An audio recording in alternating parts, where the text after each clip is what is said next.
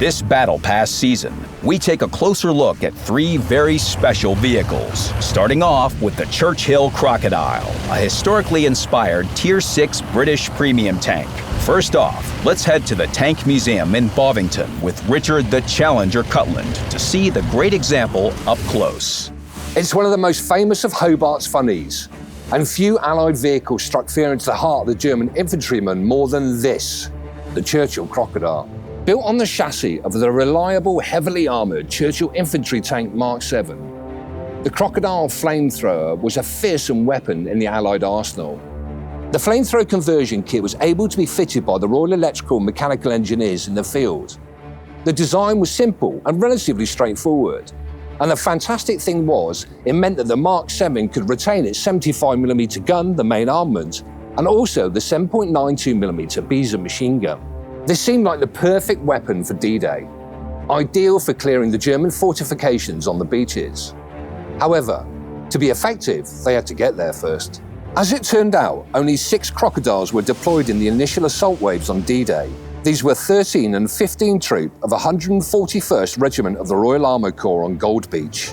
The 3 Crocodiles of No. 15 Troop all became casualties in a few minutes after leaving the landing craft tank. One sank in the rough sea, one became stuck in a deep crater on the beach, and the third threw a track after attempting to scale a beach obstacle. The 3 from No. 13 Troop fared better. Although one was lost in a deep crater at sea, the other 2 managed to get to shore safely. In the game, Churchill Crocodile has excellent survivability. Even if the enemy is able to penetrate this tank, it has an ample hit points pool. The tank's frontal armor boasts an average of 150mm of effective armor, even in the lower plate, which is respectable for a Tier 6. When facing opponents of its own tier or lower, the Crocodile can deflect shells even without cover. The armor's best feature is its 95mm sides. The side-scraping Crocodile is a real bunker. Enemies have to pick at its armor and HP for a long time. And all the while, you're picking back. This Crocodile makes good use of its fast reloading gun. Its main advantage lies in damage per minute, which should be enhanced whenever possible.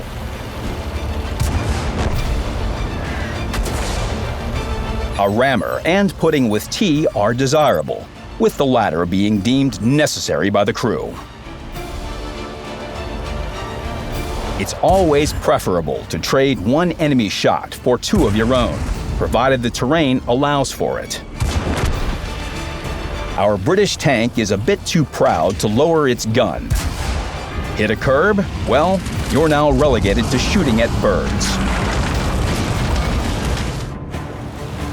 In flat urban locations, however, gun depression should be the least of your worries.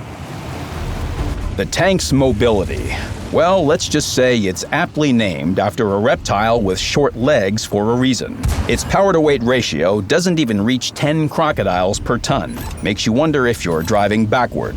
However, with the turbocharger, the Crocodile can accelerate to a blazing 30 kilometers. Just be careful with turns at such speeds. The Churchill Crocodile is the tank for those who relish high DPM and thrive on the front lines. While it may not win a sprint at 100 meters, it is built to excel in the marathon of tank battles.